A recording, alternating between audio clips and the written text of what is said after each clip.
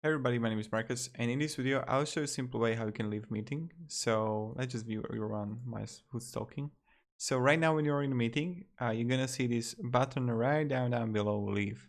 So you just want to click it and then just click end meeting for everyone. Are you sure you want to end meeting for everyone? If you're just a host, or like not host, but if you're just a guest or user who just joined the meeting, then you don't need to.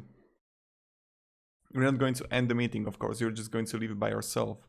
But this is how we do it. So again, you are in a meeting, go right below and just click leave. And this is how we do it. So thank you very much everybody for watching. If you have any questions, ask me down in the comments. I'll be really happy to help you and provide you some guidance and support. You know how it goes, you know how it works, and yeah.